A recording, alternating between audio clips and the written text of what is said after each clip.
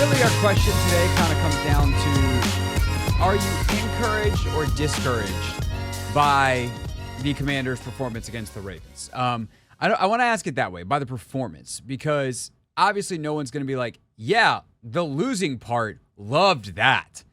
Because winning's more fun.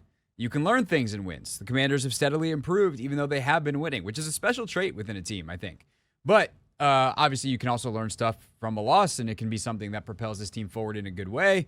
But I think overall, the performance is the thing that I think people are going to react to and kind of hold moving forward. And it actually sets up a really interesting game, obviously, this weekend, where you should beat Carolina because you're just better than them. And that's a position this team hasn't been in a lot franchise-wise. This year, they've now, I think, entered the Arizona game probably going like, hey, we might be a better team than them. Cleveland, while their defense was really good, just how bad they were offensively. But I don't think nationally that was the perspective. This is the first time this team's going to be favored by a big number. I think the number is like 7.5 that they're favored by this weekend. And if they go back out and, put up another high 20s, low 30s kind of game, and it's like, oh, wow, this offense is every bit that we thought it was. If they struggle, if they, for whatever reason, look unprepared, not mentally in it, then it's like, okay, well, did Baltimore break them and we're back a different way? I do not think that's going to happen, but we've seen weirder stuff happen, certainly in the NFL. And in a year where there's a lot of bad football teams, this is going to be interesting. A couple of notes real quick. I think, one's kind of quasi programming note. One is a bigger programming note outside of us. This week, games on CBS again, and it's getting their number 2 crew. Nance and Romo are on whatever CBS's game of the week is. But Ian Eagle, Charles Davis, and Evan Washburn are calling this game.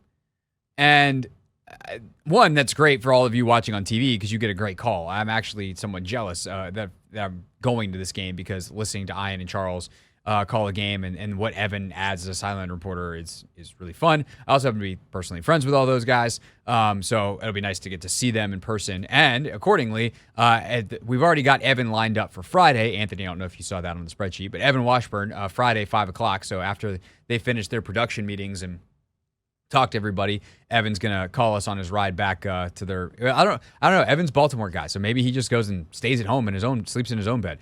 Maybe he's on the road here in DC, wherever they're staying. CBS puts their guys up. But point is, Evan on the show on Friday, and then of course the big news earlier today that Washington is going to be the featured game of the week as they take on the Bears. You have the number 1 versus the number 2 pick. Coming up in a couple of weeks at Northwest Stadium, and that game is going to be the 4:25 national game on CBS. So you probably get the Nance Romo treatment there. So very, very different set of circumstances all of a sudden for this team in 3-4 weeks with the way Jayden's playing, Anthony. That you're in the national spotlight firmly in the national spotlight. The fact that the Carolina Panthers are having the number 2 CBS crew means that the other team is really, really interesting. Because it ain't because Carolina's there. I'm actually surprised that they didn't put... There's so many great broadcasters. I'm not going to single anybody out, but they do it based off how big they think the game is. And they sent Ian and Charles to this one. So, then Nance Romo, 4:25 game of the week against the Bears. Things have changed. It's October 15th in year 1 of the rebuild. Things are different now. Things are definitely different. As a Commanders fan myself, I would say I'm super encouraged by what was seen on Sunday against the Ravens. I feel as though had that been another quarterback, and we've seen this, when we play the Bills a couple of times, those quote-unquote being measuring stick games. We played the Ravens. We played the Bears. Haven't exactly measured up. No. And I think that you can attribute a lot of that to Jayden. We didn't have the run game going. We didn't have the defense going. And we were still able to, be in that game. And, his teammates have praised him. With Jayden, they believe we really legitimately have a chance in any game just because of how good of a quarterback is. And I think that just speaks volumes to where we are as a franchise because, again, these games we've seen, if we had a different quarterback back there, we would have lost by 40. No question. Yeah. And it's just different, you know. We lose by one score. I think it's encouraging, but it also just tells us, you know, we got a little ways to go. We're not too far off. We got to figure out the defense, figure out the rushing attack, and, you know, be ready for those kinds of moments. Yeah, I mean, what's funny is there have been quarterbacks here the past couple of years, namely Sam last year, Howell, and Heineke before that, where I really think guys in the locker room were like, we got a chance. But, like, what percent chance? Like, there was a gunslinger nature to those guys and a competitiveness that those guys had that did rally the locker room. I think Sam lost it toward the end of last year because I think everyone eventually was like, this dude is outmatched. And also, there was so little belief in the system and how he was being used that it had much more to do with EB and a lot of other stuff than it did Sam himself.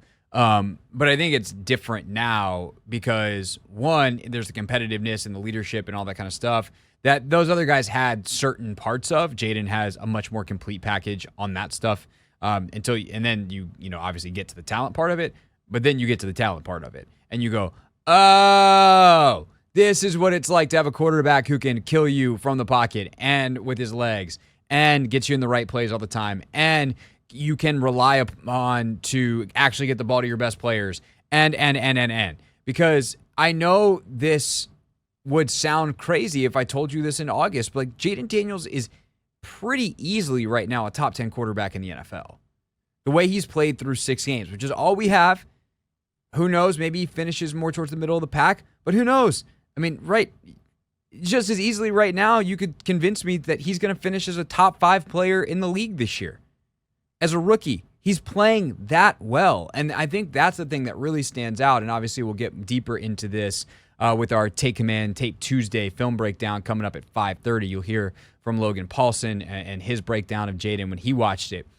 And outside of a couple of plays early, and if we want to get into this, if people on the phones want to call in and give their take or ask questions, whatever you got on a Vibe Check Tuesday, go ahead at 301-230-0980. But like outside of a couple decisions early, which are like run game RPO, hand it, keep it, throw the screen type of decisions, when he started getting in the drop back mode, the stuff that's supposed to be the part that you have to learn how to do in the NFL, like he was making good decisions all over the place. His ball placement was just exceptional.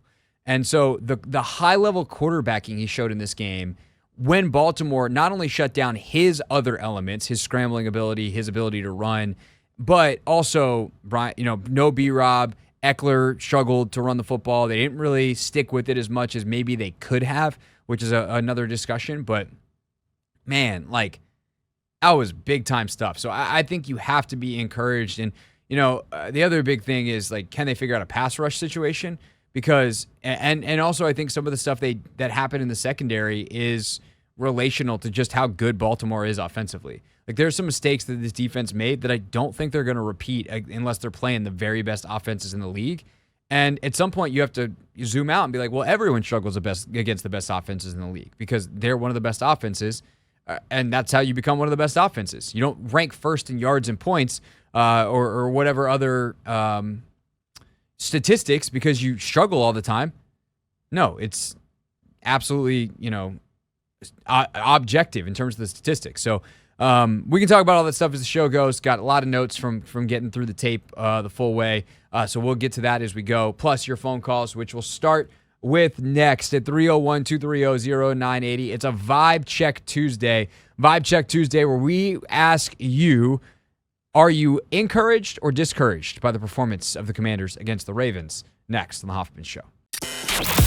This is The Hoffman Show on the Team 980 and the Odyssey app.